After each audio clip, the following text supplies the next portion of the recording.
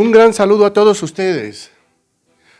Hoy nos encontramos con dos compañeros, con Rafael Jurado, y también nos encontramos con Francisco Coral.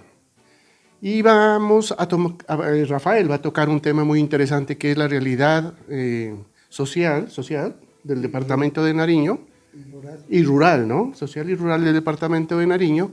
Pero antes de iniciar con este podcast, quiero que ellos se presenten y hagan un pequeño saludo antes de que tú inicies, Rafael, a contarnos tu experiencia, porque es una experiencia de vida que tú has tenido, que tú tienes a través de tantos años que llevas trabajando en esto aquí en el departamento de Nariño.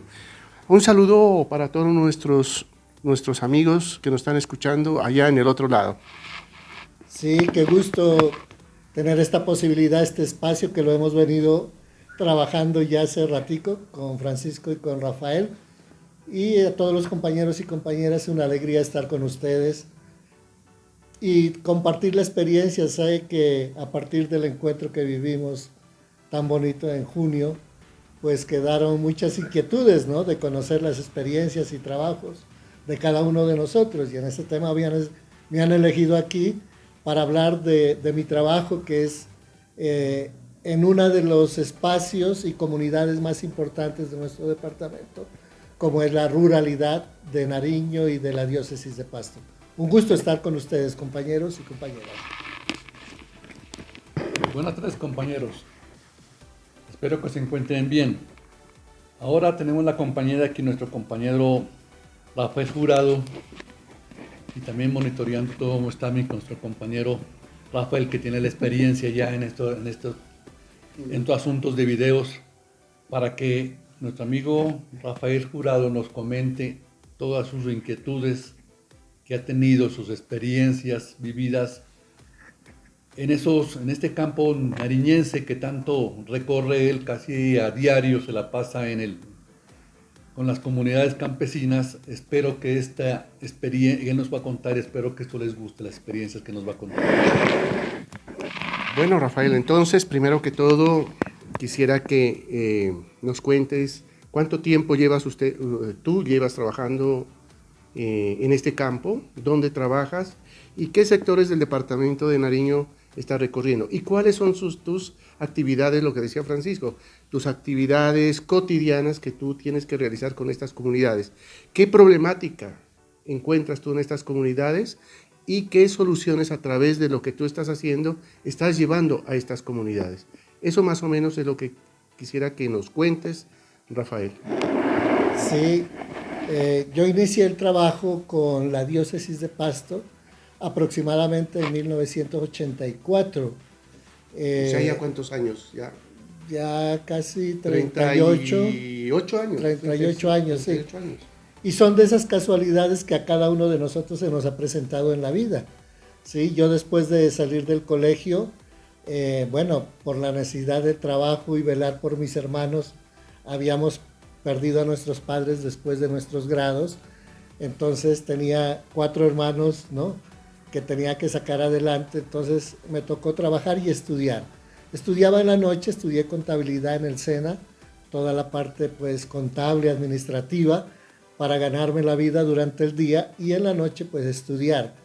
Y estando en este trabajo, de casualidad, hubo un evento que lo organizaba la diócesis de Pasto para jóvenes trabajadores, ¿no? Y entonces, me llegó la invitación. Yo trabajaba en la cooperativa del Ministerio de Obras Públicas como auxiliar de contabilidad en ese tiempo. ¿Ya eras contador? Sí, lo que equivaldría hoy a ser contador, ¿no? Contador público. Sí, exactamente. Entonces, estando en ese trabajo, llegó una invitación ahí a la cooperativa porque era muy grande el tema de todos los asociados que trabajaban en las carreteras, ¿no? Nariño, Putumayo, ¿no? Eran asociados a una cooperativa y yo trabajaba ahí como auxiliar contable. Y llegó una invitación para un encuentro con jóvenes trabajadores. Llegó eso ahí al Ministerio Distrito de Nariño y me llegó. ¿Tenía algo que ver con el INVIAS? Sí, no. Exactamente. Con el lo que hoy es INVIAS, ¿no? Sí, sí. Sino que en ese tiempo pues tenía caminos vecinales. Tenía zona de carreteras. Zona de carreteras. Zona de carreteras. Porque tenía toda la maquinaria amarilla que llaman hoy para el mantenimiento de las vías, ¿no? Sí, bueno. Entonces yo fui a ese encuentro, que organizaba un sacerdote que trabajó mucho por la clase obrera en Pasto, en Nariño, ¿no? Entonces me llegó esa invitación, yo asistí y me llamó la atención que había mucha gente joven trabajando y muy cercana a la diócesis de Pasto, ¿no? Entonces conocí a un sacerdote que no sé si muchos de ustedes lo recordarán, que es un famoso líder social, ahora ya está un poco retirado por su avanzada edad, que era el padre Luis Antonio Gallardo. Y él fue el que trabajó, recuerdan ustedes, la época del 70 y del 80, ¿no? Que era un gran líder social cuando había todas movilizaciones en Nariño frente a la refinería, ¿no? Sí, señor. Que no se construya en la costa, sino que sea en Tumaco. En Tumaco. Sí. Sí, era liderado también por nuestro padre Luis Alfonso Muñoz. Sí, también. Que también Sí, participaba en eso. Nos sacaban incluso nosotros como estudiantes de bachillerato en San Felipe a hacer las manifestaciones que de refinería o revolución. sí. Cuando hables, tienes que acercarte. Sí, y recordamos a propósito de eso, ahí viene un poco también mi conectividad en el tema, ¿no? Cuando yo estaba en el colegio, les cuento que mi papá fue administrador de la hacienda de La Loma en Buesaco, ¿sí? Entonces estaba muy ligado mi familia. Mi papá era familiar del padre Aníbal Enríquez Jurado, ¿sí? Recordémoslo, era primo. ¿No? Primo de tu papi. Sí, era primo de mi papá. Entonces había una conexión, pero me llamó mucho la atención cuando yo conocí pues la historia de mi papá en el trabajo con campesinos ahí en la hacienda La Loma. Entonces yo conocí de cerca el trabajo que hacía nuestro rector, el padre Luis Alfonso Muñoz, que era increíble, ¿no? Como un rector, un sacerdote, animaba a los campesinos de la hacienda de La Loma para que adquieran ya su propiedad de la tierra, ¿no? O sea, como una especie de incorar. Exactamente. ¿No? Incorar. Antes de que haya la reforma agraria, imagínense ustedes, ya la comunidad filipense, liderada ¿Entregó? comenzó a entregar, ¿no? parcelarlas. A parcelar la finca y a entregarle a cada familia campesina que durante muchos años habían trabajado ahí. Y mi papá me contaba que ese era uno de los diálogos que tenía con la comunidad filipense, de decirles, oiga, ¿por qué a los campesinos y campesinas que trabajan en la finca tengan la posibilidad de tener su propia tierra, ¿no? No ser parceros, porque el nombre de parcela, que utilizamos mucho en Nariño, no utilizamos la palabra finca, porque es muy grande, ¿no? Sí. De varias hectáreas. ¿La parcela de cuánto? ¿Qué extensión? Sí, más o menos de 3 hectáreas hacia abajo, ¿no? Sí, entonces era 3 hectáreas, 2 hectáreas, 1 hectárea. Pero en ese tiempo, muchos de ellos que tenían unas posibilidades adquirieron más de las 3 hectáreas o 2 hectáreas, que era la posibilidad de la negociación. Entonces el padre Luis Alfonso Muñoz hacía movilizaciones en Buesaco con los campesinos frente a la comunidad para hablarle un poco. Y él era parte de la comunidad. Claro, ¿no? pues era el y rector. Era en contra de la comunidad. Claro, era el rector y el superior, ¿no? Claro. Entonces llamaba la atención a nivel interno, hubo pues ahí unas dificultades en con la comunidad. Con la comunidad, porque no estaban de cómo vamos a entregar una finca, claro, que es tan bonita, ¿no? de la comunidad de los filipenses, ¿no? Entregarle a los campesinos. Pero realmente fue una labor grande que hizo el padre Luis Alfonso Muñoz y que muchas familias ahora pues tienen dignidad humana porque tienen su finca, su parcela ya y construyeron sus casas, mejoraron y pudieron vivir mejor. Entonces, con ese conocimiento que yo tenía y mirando este encuentro con trabajadores, entonces yo me acerqué como al trabajo de la pastoral social, ¿no? ¿Sí? ¿Qué es pastoral social? Sí, la pastoral social es la acción de la iglesia en el campo social. Es decir, sabemos nosotros todos que la diócesis o las diócesis en Colombia, la iglesia en el mundo trabaja en la evangelización, la catequesis, los sacramentos, las eucaristías, las fiestas patronales. Pero a lo largo de la historia recordemos que las enseñanzas de Jesús era ver por la persona que tenía carencias, ¿no? Por los enfermos, por la viuda, por los desamparados. Y la iglesia con el tiempo como que se fue alejando de esa misión de trabajar con los marginados, con los excluidos, y estaba como alejada de todo ese tema, ¿sí? Y entonces estaba aliada con la clase política, digamos, de ese tiempo, ¿no? De la historia, la iglesia. Era parte de los partidos, digamos, ahí, ¿no? Porque se movía en ese tiempo la ideología conservadora y liberal, y entonces la iglesia era muy conservadora, ¿no? Yo me acuerdo, Rafael, que cuando, por ejemplo, un político iba a un pueblo, Sí. lo primero que iba a buscar era al cura del pueblo, porque el cura del pueblo era el que movía, el que tenía mucha influencia en las comunidades, ¿no? Sí. Y prácticamente habían dos alcaldes, ¿no? En un municipio, que era el párroco y el alcalde, ¿no? Sí, pero más movía gente, pues, el párroco.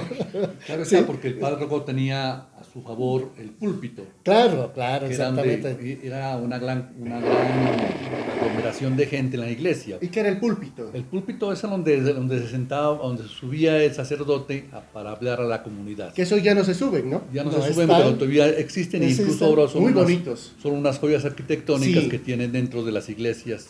Y más que todo aquí en Pasto se conserva muy bien. Son joyas arquitectónicas por su labrado y por Muy bonitos.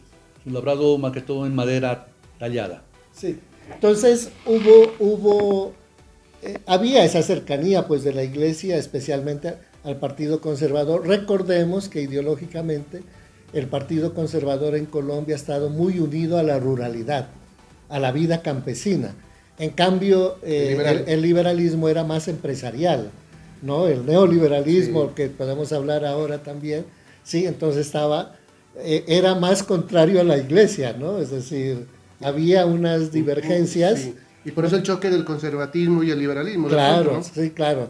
Y eso se trasladaba también a la parte eclesial, por supuesto, ¿cierto?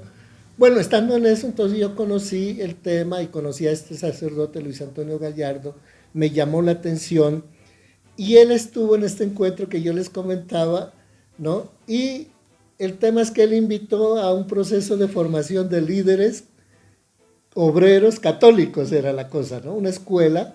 Sí, recuerdo que era en la San Juan Bosco, entonces yo decía, yo salgo del trabajo a las 6. ¿Cuántos años tenía, Rafael?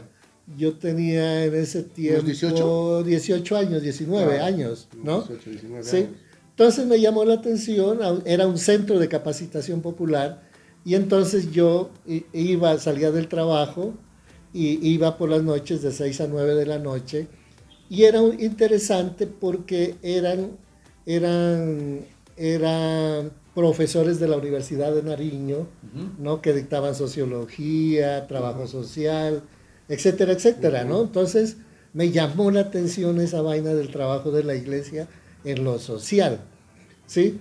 Y estando ahí, entonces llegó un día un sacerdote suizo que fue muy famoso en Pasto porque trabajó mucho con los jóvenes aquí en Pasto, que era unos misioneros suizos que llegaron más o menos creo yo en el 78, ¿sí? 76, 78, la misión suiza, y tenían una casa del joven aquí en Pasto, que eran Las Cuadras, ¿no?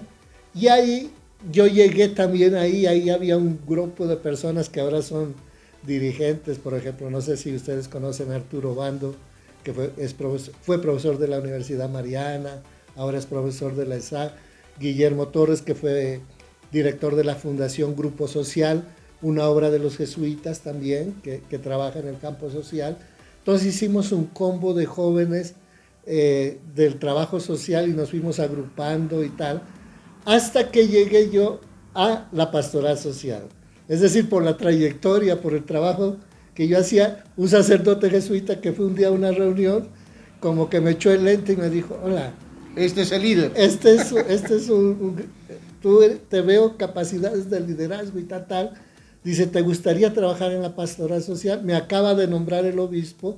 Era el padre Gonzalo Castro, un jesuita nariñense de Ancuya, que llegó aquí a Pasto porque el arzobispo de Bogotá lo echó de Bogotá porque trabajaba en un barrio popular y movilizaba a la gente por reivindicaciones sociales de vivienda y ¿Cómo tal. se llamaba el padre? Gonzalo Castro. Gonzalo Castro. Sí, él llegó a Pasto? Él llegó a Pasto, sí, porque el arzobispo de Bogotá lo expulsó de allá y entonces él vino a su tierra. Pues y acá se acercó a este tema del trabajo con los jóvenes, yo lo conocí ahí cuando me echó el ojo y me dice, Rafael, es que el obispo me acaba de nombrar director de pastoral social, me gustaría que tú trabajes conmigo.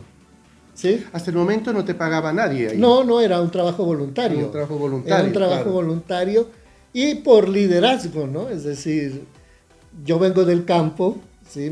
Yo soy de Boesaco, mis papás de Boesaco, por eso conozco muy bien la historia de la loma, Cuéntales de la qué es Boesaco, porque de pronto lo van a ver en muchos sitios y dices Boesaco, ¿y eso qué es? Sí, es un municipio, uno de los municipios del departamento de Nariño, que queda 30 minutos hacia el norte de la ciudad de Pasto, cuando uno va a la Unión. Es uno de los climas mejores del mundo, ¿no? Sí.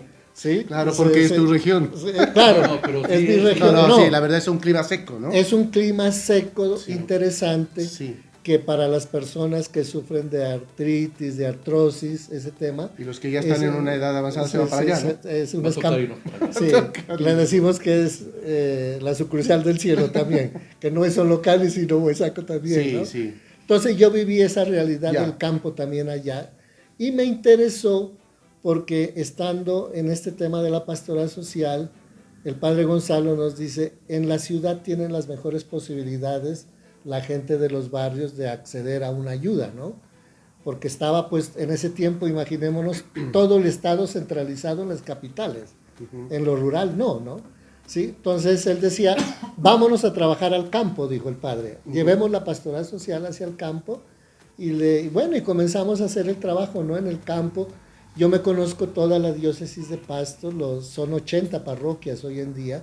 En ese tiempo eran 35. ¿Cada municipio tiene una parroquia? O hasta 3 parroquias. Cada municipio. Claro, Depende porque, de la porque la cantidad de población, ¿no? Ya. Si hay, por ejemplo, la Unión tiene 3 parroquias porque es una población, son 40,000 habitantes y un cura para atender a 40,000 habitantes, imagínate, ¿no? ¿Y tú tienes relación con todas ellas? Claro, tenemos relación porque he trabajado por etapas en distintas regiones de la diócesis, ¿no? Comencé trabajando en una zona que era muy bonita en ese tiempo, en los 84, que era la cordillera, ¿no? Leiva, Rosario, Policarpa. Yo allá pagué la novatada, ¿no? De ir a trabajar allá, echar pata, andar a caballo. Que eso es lejísimo, ¿no? Claro, Y antes no habían las lejísimo. vías de ahora que hay, No, ¿no? no había vías. Eso tocaba es echar a caballo y una tal. pregunta, ¿con cuántos obispos has trabajado aquí? Bueno, yo tuve la posibilidad de trabajar con 3 obispos, ¿no? Estuvo Monseñor Arturo Salazar, un ¿De agustino. dónde era él? Él era de Caldas, caldense, ¿sí? Después Monseñor Enrique Prado Bolaños, que ya fue el primer obispo nariñense que trabajó en la diócesis de Pasto, y ahora estoy con Monseñor Juan Carlos Cárdenas, que él es de Cartago, es del Valle. No es el nuevo obispo, que estamos ya 3 Oye, pero años. no ha habido nariñenses, ¿no? El segundo obispo, segundo. Monseñor Enrique Prado, es de Sí, Cumbal. sí, sí. Ah, de Cumbal. Y ahora nombraron un obispo que salió del presbiterio, inclusive fue alumno mío en el seminario, porque yo doy clases en el seminario, ¿no? Sí. De doctrina ¿ahora? social de la ¿Ahora? iglesia, sí. Entonces yo trabajo con seminaristas, doy clases en el seminario, y ahí yo trabajé mucho como seminarista con el padre Jaime Alberto Cabrera, que es el primer obispo de la diócesis de Pasto. Monseñor Enrique era obispo de la diócesis de Ipiales, ¿no? Que luego lo trasladaron acá, que es el nuevo obispo de Garzón. Entonces, bueno, desde ese tiempo entonces comencé a trabajar en la cordillera, les comenté, comencé a trabajar allá, y allá eran misioneros suizos en las 3 parroquias que trabajaban. Un trabajo muy bonito con liderazgo. Entonces, Bueno, pero ¿qué hacías? Tú llegabas allá, bueno, te pegabas unas caminadas increíbles Sí. de horas, días, me imagino, porque eso es con esos calores impresionantes, subidas, bajadas, la topografía es muy difícil. Llegabas allá y ¿qué hacías? sí, uno de los contextos que tenemos a nivel rural, en el departamento de Nariño, era que los jóvenes y las personas adultas que habitan nuestras regiones del departamento de Nariño, hermano, sufrían un analfabetismo impresionante, a duras penas, primero o segundo de primaria. Entonces, O sea, no sabían leer, escribir. a duras penas leer y escribir, y con una baja capacidad de liderazgo. El padre dijo, hermano, váyanse a vivir allá al campo, ¿sí? Estén con la gente, conozcan a la gente.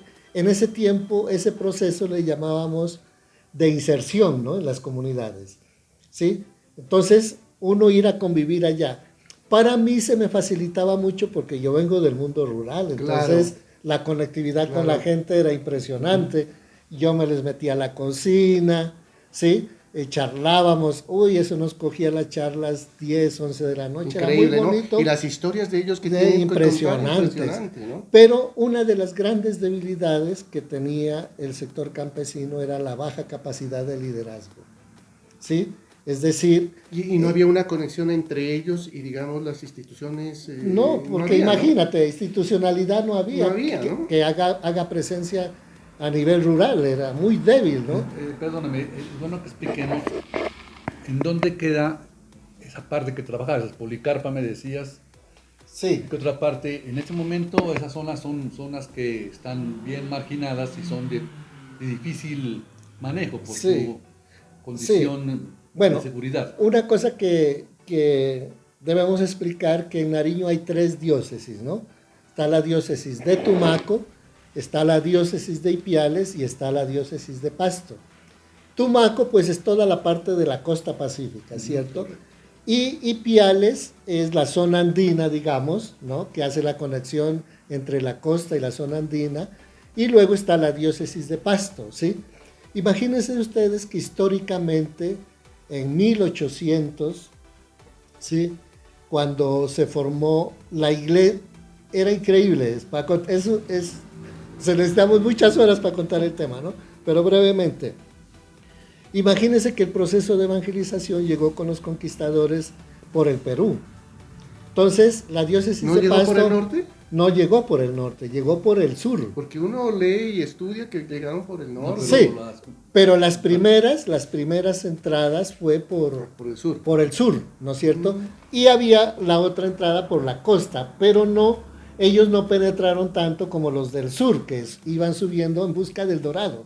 Recordemos Sí, sí, sí. ese tema, ¿no? Del dorado, el oro, ¿no?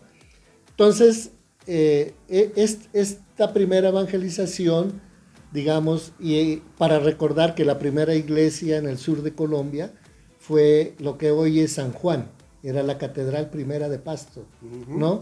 Entonces, toda esta región en el tema de evangelización San Juan es una iglesia. es una iglesia, sí, que está en el Parque de Nariño. Entonces, todo este proceso de evangelización la coordinaba un obispo desde Lima, Perú, hasta acá, imagínense ustedes. Luego, cuando fue penetrando el tema de evangelización, llegó al Ecuador, entonces ya la diócesis de Pasto, o la iglesia, no era diócesis todavía, la iglesia perteneció a Quito, ¿sí? Cuando ya se fue conformando Popayán, por el tema de la lucha de los libertadores en Popayán, entonces allá ya hicieron una diócesis del Cauca, del Popayán, entonces Pasto perteneció a Popayán. Y luego ya, hace 165 años, es diócesis de Pasto, ya el Papa, ¿no? En ese tiempo Pío IX, ¿no? Pío IX, ya organizó jurídicamente la diócesis de Pasto. ¿Qué Pero involucra qué tanto? en ese tiempo, imagínate, hace 165 años, la diócesis de Pasto era Nariño, el Putumayo, Caquetá y el Amazonas. No, inmenso. Inmenso, hermano. ¿Qué obispo va a recorrer esa vaina? Y en ese tiempo, ¿no? A caballo, pues me imagino. A caballo y a pie, hermano. A caballo y a pie, ¿no? sí. No En alcanzaba. algunas partes a caballo y a pie. ¿Sí? Aclarando que toda la parte del Putumayo y era Amazonia Sí, ya. la Amazonía, claro. Porque Sí. Nariño pues tiene parte de Amazonía también. Y también Sí, todo claro. el Putumayo es Amazonía, incluyendo pues Caquetá y el Amazonas es pura selva ya, es Amazonía. Sí. Bueno, entonces, las iglesias, las diócesis se fueron organizando poco a poco en parroquias, ¿sí? Se iban organizando poco a poco en parroquias, y fue un gran apoyo para la formación de la diócesis de Pasto las comunidades religiosas. Aquí en Pasto, imagínense ustedes, hay como 40 comunidades religiosas de hermanas en Pasto, en Nariño, 40. en la diócesis de Pasto. Y las comunidades religiosas masculinas, pues imagínate, estaban los jesuitas, estaban los maristas, Filipenses. Sí, estaban los filipenses, estaban los agustinos, están todavía. Los agustinos, por ejemplo, todavía están en Pasto. Ellos tienen la parroquia de Miraflores, del barrio Miraflores acá en Pasto. Están los redentoristas, que es todo lo de Fátima, ¿no? Redentorista. Y estas comunidades religiosas en todo este Nariño trabajaron el tema educativo. Recordemos, ¿no? Las franciscanas, las belenitas, etcétera, etcétera. Ha habido un gran aporte cultural de la iglesia para Nariño. Y de educación, ¿no? Exactamente. Dos elementos vitales que ha aportado la iglesia de Nariño al departamento de Nariño. El tema de educación y el tema de salud. ¿Sí? Esos dos temas han sido importantes. Pero también ha habido unos sacerdotes que trabajaron el tema sindical, de acompañar a los sindicatos, ¿no? Entonces había unos sacerdotes, los hermanos Sáenz, por ejemplo, Luis Ernesto y Chucho Sáenz, que su papá era sindicalista, ¿no? ¿Sí? Entonces la iglesia, y había un padre que era Sofonía Ramos, ¿no? Que trabajó el sindicalismo fuertemente en Nariño. Él fue el que originó UTRANA, el primer sindicato de aquí, la Unión de Trabajadores de Nariño. Entonces, imagínate, la iglesia siempre ha tenido un contenido social, además del pastoral, de lo que estamos hablando. Sí. Entonces, la pastoral social es la acción de la iglesia que aporta la transformación de la realidad de comunidades campesinas o grupos vulnerables acá en la ciudad. La pastoral social, bueno, está aquí en el centro, es uno de los edificios que comentamos un poco, ahora que ustedes tengan la posibilidad de leer nuestro informativo, ¿no? Sí, la historia de un obispo excelente que también contribuyó mucho a la arquitectura urbana de aquí de la ciudad. ¿Quién fue? Es un obispo español, Monseñor Puello de Val, ¿no? En este informativo del mes de abril aparece la historia de este señor obispo, para que ustedes se enteren de quién fue. Sí.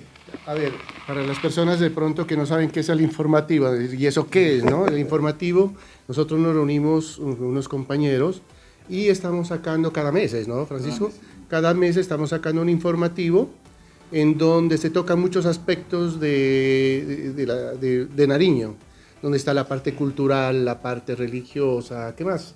La parte arquitectura, la parte de los artesanos de Nariño. Artesanos de Nariño, leyendas y mitos.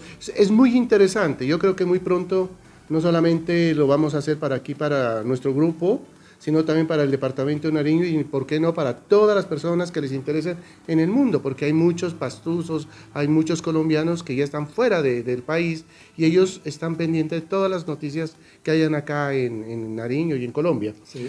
Bueno, pero entonces, para continuar con tu historia, que está muy interesante, con tu historia de vida, ¿no? Sí. Entonces, bueno, esa es un poco la historia de la acción social de la iglesia, y por eso hay la pastoral social, ¿no? Que solamente es una institución grande, tan grande como la diócesis de Pasto. Trabajamos, compañeros y compañeras, 60 profesionales ahí en distintas obras sociales. 60 profesionales. ¿De qué profesiones? Hay sociólogos, trabajadores sociales, hay abogados, psicoterapeutas, psicólogos, técnicos agrícolas, ¿sí? Entonces... ¿Y a ellos quiénes pagan? Es pura cooperación internacional. Realmente, como sabemos, la pastoral social no es una entidad que genera ingresos porque es una obra social. Sí. Entonces, varias instituciones del mundo, especialmente de Europa y de las Naciones Unidas, apoya el trabajo social que realizamos, ¿no? Con distintos grupos poblacionales. Como sabemos, y usted conoce realmente, el departamento de Nariño, junto con el Catatumbo, departamento norte de Santander, y el nororiente antioqueño, en este momento somos las 3 regiones víctimas con mayor intensidad del conflicto armado.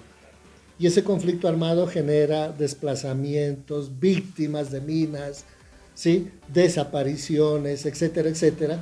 Entonces, en la pastoral social tenemos la posibilidad de acoger y acompañar estos procesos de reivindicación de derechos de estas personas que son víctimas del conflicto. pero también tenemos programas o procesos sociales que acompañamos. En el caso mío, pues coordino un programa que es Pastoral de la Tierra, que es trabajar con comunidades campesinas para mejorar sus condiciones de vida a través de la formación y capacidades para su incidencia y gestión en sus territorios. Bueno, pero cuéntanos, digamos, en un lenguaje que a todo el mundo le llegue. Tú llegas allá, reúnes a la gente cuál es, cómo inicias tu proceso de capacitación y de seguimiento y todo lo que tienes que hacer. Sí, entonces una de las riquezas culturales que tenemos en la zona rural es que en las comunidades rurales se conforman por iniciativa propia diversidad de grupos, ¿sí? Bueno, sabemos que la principal agrupación que tiene una comunidad veredal es la Junta de Acción Comunal, sí, pero hay asociación de padres de familia, hay gremio de cafeteros, hay ambientalistas, ¿sí? Entonces hay diversidad de grupos en una vereda. Aislados de pronto, ¿no? Claro, cada uno trabajando por su propia reivindicación. Sí. El trabajo nuestro es cómo cualificamos esos liderazgos de esas organizaciones. Entonces, a partir de sus diversas iniciativas, nosotros hemos construido una metodología de que cada comunidad tenga un plan de vida comunitario. Es decir, cómo hacemos el esfuerzo de reunir a todos estos grupos y soñarnos cómo quieren su comunidad en 10, una 20 visión años. de futuro. Una visión de futuro.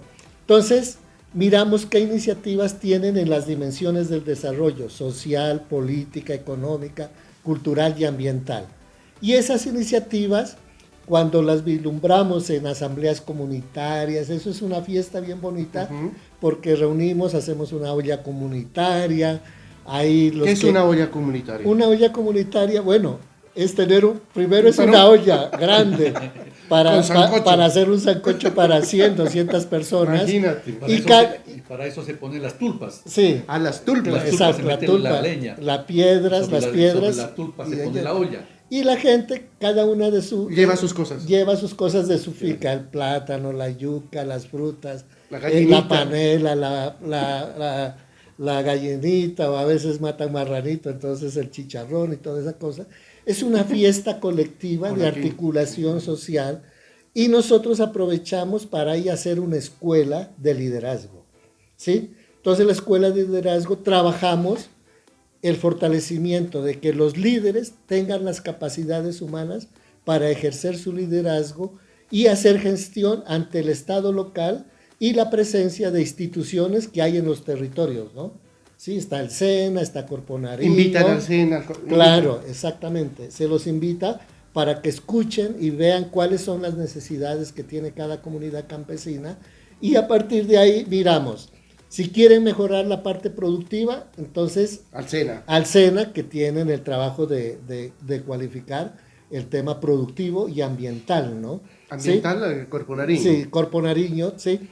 Pero nosotros también, como Pastoral de la Tierra, tenemos profesionales que conocemos, que los acercamos a los procesos para mejorar sus condiciones de vida. Por ejemplo, recordemos que en los años 70 y 80, cuando recién estábamos graduados, y en esa época era muy fuerte la bonanza cafetera. Nariño, compañeros y compañeras, tiene 40,000 familias campesinas cafeteras en cada uno de los en el momento, en cada uno de los municipios de clima caliente, ¿no? Clima medio y clima caliente, 40,000 familias que se dedican al cultivo del café, ¿sí? Entonces, en ese tiempo, hubo un tiempo que la bonanza cafetera, como está hoy estamos en una bonanza cafetera, ¿no? Imagínate que a lo largo de 10 años atrás, 15 años atrás, la libra del café, cuando la cosechan y la entregan seca al que comercializa, ¿no? Valía 5,000, 6,000, 7,000 pesos, ¿no? La libra. Hoy está a 27,000 la libra, ¿sí? Y es un café de buena calidad. Es el café mejor del mundo, dicen, es, ¿no? El café, más uno suave. De los mejores del mundo, porque es un café de altura. Y suave, ¿no? Estamos a más de 1,000 metros cultivando café y tiene un elemento vital que nosotros recuperamos, compañeros, en el trabajo de Pastoral de la Tierra. Que antes, cuando hubo la primera bonanza cafetera, vino el modelo de desarrollo económico que era fundamentado en el monocultivo.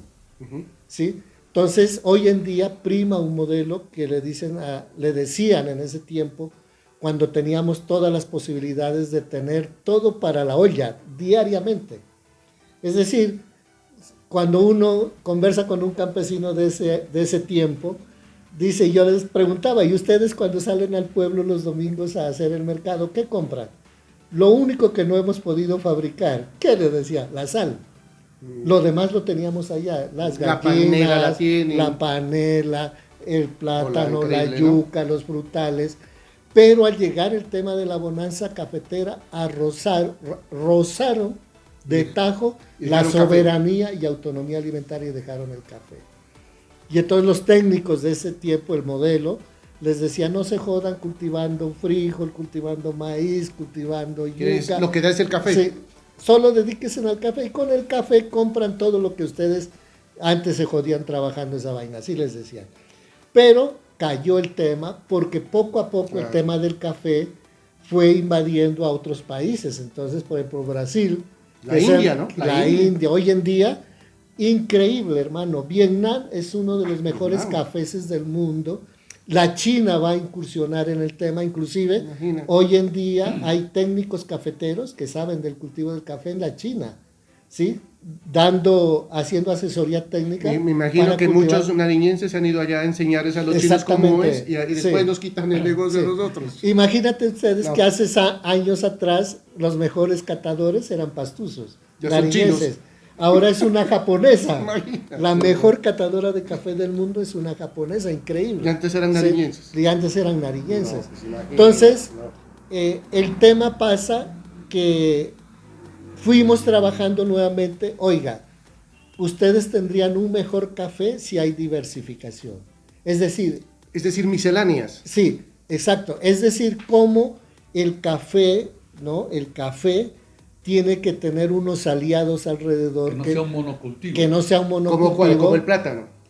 No, imagínate, ¿no? Los cítricos, naranja, mandarina, limón, ¿sí? Y flores. Porque el tema de se me fue la palabrita de... Para controlar las malezas.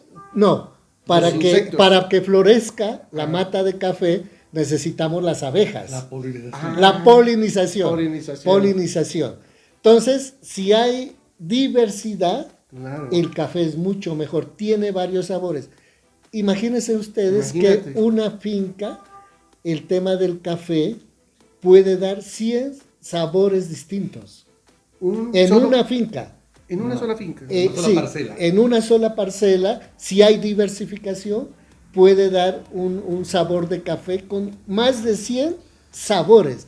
Y el catador, que hay catadores ahora jóvenes, ahí en la Pastoral Social tenemos un laboratorio donde un día vamos a conocerlo. ¿Sí? ¿Y podemos hacer una filmación allá? Sí, podemos hacer una filmación allá. Para que cómo catan el café, ¿sí? Y le dicen este café, por ejemplo, hay avances tecnológicos hoy en día en el tema del café. Anteriormente había una máquina que se lo molía y tomaba el tintico uno que... Sí, no, para moler el café una vez lo cosechaba, ¿no? Se lo molía, se lo lavaba, ¿sí? Y esa agua miel que salía de lavar el café produjo unas consecuencias ambientales de contaminación de microcuencas. De los ríos. De los ríos, porque eso es veneno fuertísimo, hermano. ¿El café? Sí, la baba del café. La baba del café, ¿sí? Entonces, hoy en día ya hay unas mejores tecnologías en el tema, ¿sí? Y una de los aportes que hicimos en ese tiempo fuera que volvieran los campesinos a sembrar, a diversificar, y entonces disminuían poco a poco. Decía, bueno, este año, Rafael, voy a cortar 100 palos de café y voy a sembrar nuevamente yuca, plátano. Entonces, poco a poco y el café fue adquiriendo un mejor valor porque tenía un sabor mejor. Un mejor sabor, ¿cierto? Y hoy en día hay 500 familias que exportan café directamente promovido por la Pastoral Social. Entonces hay unos elementos de mejorar los ingresos. ¿Y ustedes les buscan la Pastoral Social? ¿Les buscan el mercado internacional? Sí, y especialmente con el gremio de cafés, de compradores de café en Estados Unidos. El café va allá, ¿no? Se lo vende directamente ya sin la transición de la intermediación de la Federación Que de eso es lo que se Cafeteros. queda en la plata de ellos, ¿no? Se queda allá, hermano. Sí. Y esa plata, ellos, cuando allá catan el café, ven que es el mejor, devuelven unos incentivos, ¿no? Se lo compra el café al precio del día, pero cuando la empresa en Estados Unidos ya cata el café y ve que es de buena calidad, viene un sobreprecio que favorece a la familia campesina, ¿no? bueno. Llega Hola, directamente a ellos. qué actividad Sí. social tan increíble. Sí, es interesante el trabajo que estamos realizando en ese tema, pero además también yo trabajo con 140 líderes, ¿sí? que me apoyan en el trabajo en cada una de las comunidades, que ya tienen capacidades de dialogar directamente con el Estado, con los alcaldes, con el gobernador, con la UMATA, la Oficina de Desarrollo Comunitario, con las entidades que hacen presencia en los territorios, Federación de Cafeteros. Entonces, hoy hay un nuevo liderazgo que trabaja por el bien común de sus comunidades. Un día, yo le decía a Francisco y Rafael, podemos darnos Sí, una Rafael vuelta. también soy yo, Sí. Rafael y Rafael. Sí. Podemos ir a conocer fincas, Gracias. ¿no? de ellos para que miren un poco la realidad del campo. Sí, de tal manera Oye, que pero ese no es el solamente trabajo. es con el café, o solamente... No, hay productos? otros productos, claro. Hay otros productos. Oye, a mí me gustaría que algún día el chontaduro, por ejemplo. Sí, el tema del chontaduro. El chontaduro lo veo que puede ser una gran Sí. fuente de ingresos para Sí, la gente, pero ¿no? el tema del chontaduro, Rafa, es que necesita más de 35 grados y no los tenemos esos acá. De pronto la costa. Sí, eso es el el clima Putumayo. húmedo. Y el Putumayo clima- es un no, recurso. no es en Tumaco. No. Es En Tumaco es posible que haya chontaduro. Pero no hay chontaduro. Allá en el Sí, como ya más tienen- es en el tienen un Putumayo. cultivo en el Tumaco que es la palma Africana. africana. Sí. Entonces, no, porque es la que está ahora rimando en ese sentido. Oye, qué Sí. interesante, Rafael, lo que tú estás haciendo. Sí. Entonces, este trabajo, ahora, esos son los gloriosos, ¿no? Pero también hay dificultades para este trabajo. Realmente, el avance, sabemos que hay un estado indolente en Colombia, es un estado que para nosotros los nariñenses realmente estamos lejos todavía del centro del país. Sí, Somos las- otro país. Sí, es decir, el 80%, el 90% de las mejores carreteras que hay en el país son ahora desde Popayán hacia el norte.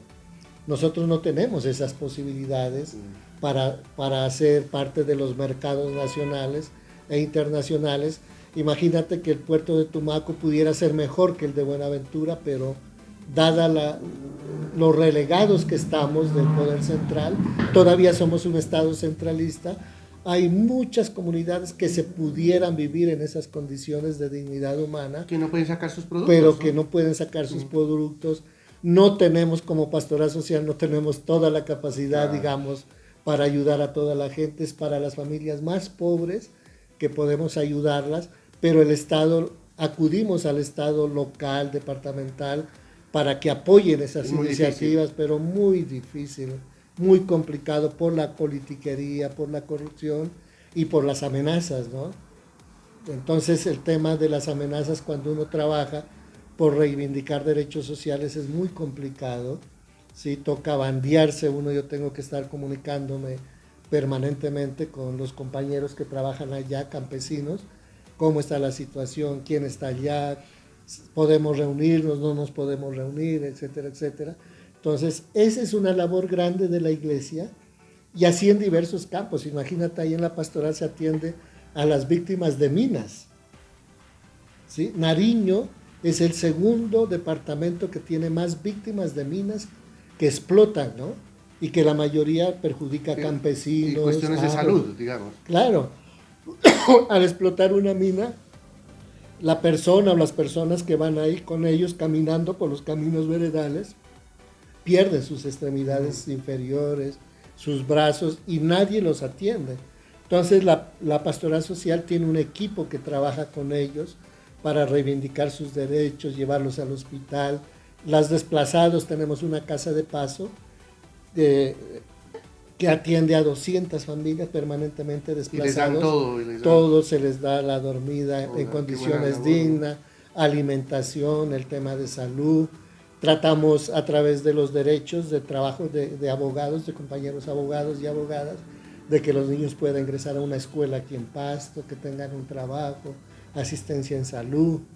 Es complicado, ¿no? Sí. Entonces, la labor de la iglesia en Colombia, poco difundida, creo que para ustedes pues No. es primera vez que escuchan el tema. Uno solamente va es a rezar y a pedirle, Sí. a pedirle a Dios que Sí, lo ayude, ¿no? claro, Pero que estas nos cosas, por haga- ejemplo, sí. que nos hagan Son- un favor, ¿no? Sí. Pero yo no tenía Sí, conocimiento realmente de todo. hace parte que la iglesia difunda un poco más. Bueno, ahí siempre ha regido un tema que dice que tu mano izquierda No sepa. no sepa lo que hace la mano derecha, pero no, realmente mucha gente a veces criticamos la iglesia. Claro que hay dificultades, claro que... Pero Rafa, yo te cuento algo. Pero cada municipio tiene su emisora comunitaria que a través de ella pueden hacer alguna actividad o no. No, realmente las emisoras comunitarias no cumplen esa función, No, hermano. no. Porque tenemos entendido, y yo conozco un poco el tema de las emisoras, era un tema más cultural y social. Es decir, que las emisoras comunitarias estuvieran difundiendo. No sé si Francisco y tú, Rafa y compañeros, ustedes conocieron la historia de Radio Sí, Sutatensa. claro, yo estuve enterado de eso. ¿Sutatensa del Ecuador? No, de aquí de Colombia. ¿De Colombia? Era una emisora que había en las parroquias y que hacían trabajo de promoción humana integral, ¿no? Inclusive validaban la primaria por la emisora. ¿Por la emisora? Sí, Era- por la emisora. era a distancia. Enviaban las cartillas a las parroquias, y la gente que quería estudiar iba y pedía una cartilla, se matriculaba ahí en la parroquia, y había unos radios especiales que solo, Solo cogían sintonizaban esa frecuencia. Radio un solo Sutatensa, un solo dial. Incluso es Sí. bueno aclarar que esas ondas radiales las compró Sí. Caracol. Sí, Y ahí es donde puso ahora su gran cadena Caracol, está basada en lo que tenía Sutatensa. Radio Sutatensa, que era, eso quedaba en Boyacá, quedaba Sí. la central. Sutatensa es un municipio de, allá nació, Acá. por la iniciativa de un curita que dijo, oiga, la gente acá no sabe leer y escribir, entonces yo voy a ahí en la casa parroquial, voy a hacer un salón para que salgan los sábados y los domingos, y conseguían profesores amigos para que les den alfabetización y puedan leer y escribir. Después se le ocurrió a este padrecito, dijo, oiga, yo puedo llegar esta vaina a otras veredas. Entonces adquirió una emisora que le pusieron todos los problemas del mundo porque sin licencia, toda esa vaina, ¿no? Y después se fue difundiendo, era un programa nacional de la Conferencia Episcopal de Colombia y había 40 emisoras en el país que trabajaron por la alfabetización, había charlas de sacerdotes, de psicólogos, etcétera, etcétera, educadores en el tema de formación en valores. Luego se entró en el trabajo ambiental, productivo, entonces se Pero enseñaba... eso se terminó. Claro, la porque Sutatensa. ya no se pudo sostener y, Económicamente. y además políticamente no le convenía, ¿sí? a los gobiernos de ese tiempo y poco a poco les fueron pidiendo y exigiendo temas de pago, de impuestos, ¿no? De utilizar la onda radial, La onda sí, electromagnética. electromagnética, hasta que eso al fin tuvieron que vender, sí, vender eso, y lo adquirió, como le dice Pacho, Caracol. la Caracol compró esa red de emisoras, por eso se hizo potente la Caracol En todo el Colombia. país y en todas Sí, las veredas, claro, pues, ¿no? claro. Entonces, y con esa plata se hicieron unas escuelas, más bien unos hogares juveniles campesinos. Se comenzó a trabajar con jóvenes rurales en ese tema. Oye, Rafa, pero una cosa que yo te quiero preguntar. Pero tú, ¿cómo estás viendo a la nueva juventud en el campo? ¿Se está viniendo hacia las ciudades y el campo se está quedando sin jóvenes? Sí, uno, lo que nos pasó a nosotros, pues, ¿no? Muchos de nosotros salimos del campo a estudiar a Capasto, Ajá. ¿no? Salimos, y ahí están los compañeros, pues, mi compañero Carlos Paz, que salimos juntos, ¿no? Fuimos compañeros de la escuela. Y él anda ahora empezamos- por Barranquilla, por el No. campo. En el Tolima. En el Tolima, ¿no? En el Tolima está Carlos Alberto, un saludo especial. Entonces, la vida para la juventud campesina, el trabajo del campo, siempre que uno escuchaba al Es muy papá, duro, ¿no? le decía, mi hijo, usted tiene que ir a estudiar porque No quiero que esté no dedicado quiere a que esto. esté aquí dedicado a esta vaina. Entonces el primer impulso fue desde la casa. Vaya a estudiar, hermano. Usted tiene que ser doctor, usted tiene que ser médico, usted tiene que ser profesor. Y eche para afuera todos los días, estudie, mi hijo, para que salga. Y no sufra como yo. Y no sufra como su mamá. Entonces ahí fue la primera oleada de gente que salimos, porque en ese tiempo, en los años 70, 68 que salimos, no había colegios en lo rural, eran muy escasos. O muy lejos, muy Sí, lejano, lejos, ¿no? lejanos. A nosotros, afortunadamente, aquí a Huesaco estábamos a 30 minutos, ¿no? Pero imagínate, Para venir 30 aquí a minutos. Pasto. Pero creemos que en esa época no era la carretera que Claro. hasta ahora. Sí, sí. Que ahora pues es una carretera buena que va a Huesaco. Antes Sí. tocaba por la parte, era una carretera destapada que iba... De herradura. Sí. No, era una carretera firmada, ¿Sí? Sí, sí. pero que luego salía a la Unión. Acuérdense Sí. que para ir a Bogotá se iba por la Unión. Ahora Esa ya era es, la antigua carretera al norte. ahora ya con una carretera nueva, pues No, es entre que ahora es comillas, diferente, pues, ¿no? Claro, pero sí, que sí. no es la maravilla todavía, que esos son se acaba de derrumbar y duramos aquí como Sí. casi Estamos 15 días bloqueados por todos lados. Sí, entonces mira, la vida de una familia campesina Muy con la duro. cual que yo trabajo, que tiene menos de una hectárea y media, para sostener la educación de los hijos es muy difícil. No, no Un ingreso alcanza. promedio. No alcanza el mínimo, no alcanza el mínimo. El tema del café es anual, ¿no? Es cada año. Pero ellos tienen que cubrir deudas que por los abonos. Entonces, lo que hemos logrado con el tema de sus ganancias, entre comillas, del tema del café o de vender otros productos. Bueno, algunas familias, por ejemplo, que tienen escasez de tierra, procuramos que tengan un proyecto de cría de cuyes, de gallinas, de pollos, ¿sí? De marranos, para que pueda mejorar sus ingresos. Pero para sostener a un joven en la ciudad es bien complicado, o que pueda acceder. De 100 jóvenes rurales, 3 pueden ingresar a la universidad. Imagínate, la exclusión tan macha, ¿no? No, tenaz. Entonces, ¿qué hacen ellos? Buscar otras posibilidades en lo urbano. Entonces salen fuera del departamento. ¿Y qué vienen a hacer aquí, Rafael? Por ejemplo, se vienen del campo y ¿qué hacen aquí? Muchos son empleados de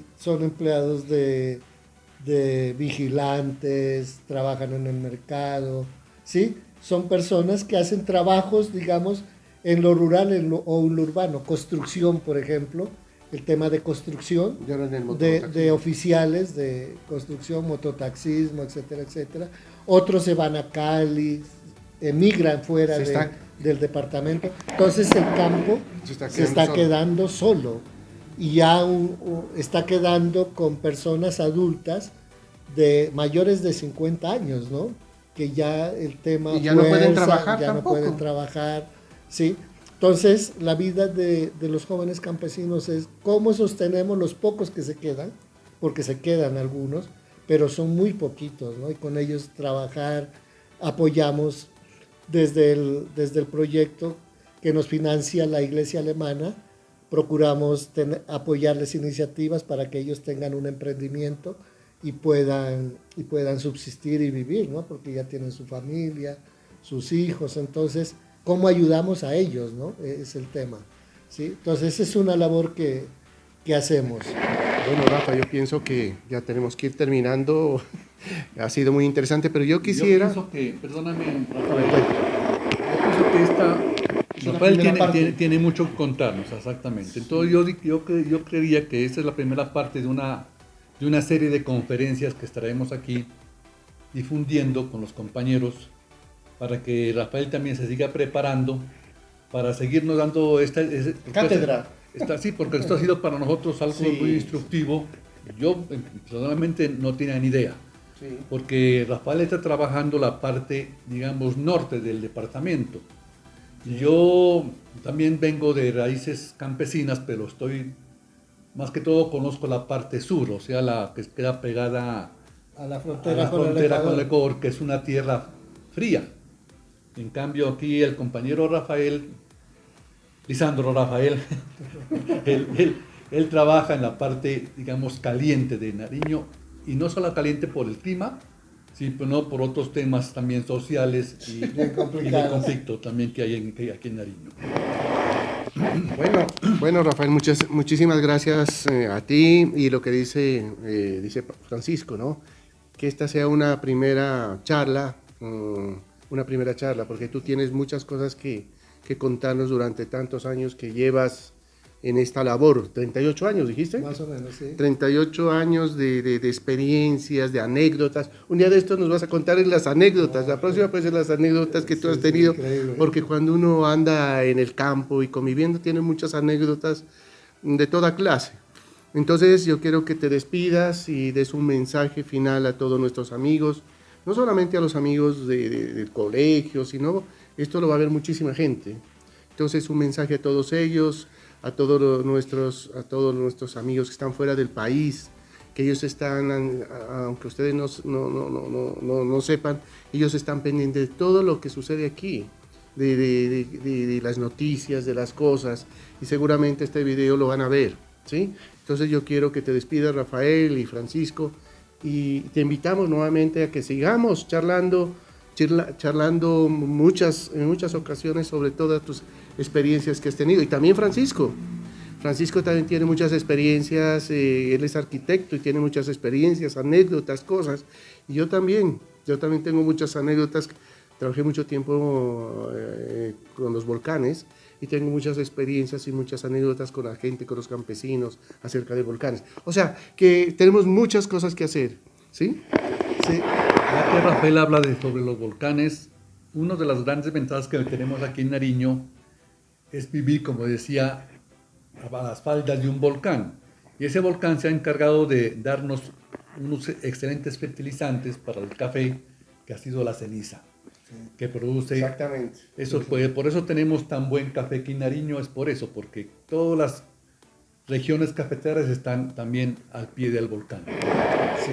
Entonces sí ha sido un gusto de compartir con ustedes. Creo que cada uno de ustedes y cada compañera y compañero tiene una historia que contar a partir de sus profesiones, que también tienen un contenido social, ¿cierto? Para las comunidades y las personas con las cuales trabajamos. Esta es una parte, ¿no?, de la vida de un compañero de ustedes y que ha sido feliz y ha tratado de las enseñanzas que recibimos desde nuestros padres, la escuela, el colegio, podamos trabajar por el bien común de nuestra gente, ¿no? Creo que cada uno de nosotros tenemos una historia y una obra social que debemos agradecer a Dios, y el mundo siempre nos premia por servir a nuestra gente y a nuestras comunidades. Un abrazo y un saludo para todos y todas. Un abrazo a todos ustedes. Hasta el próximo video.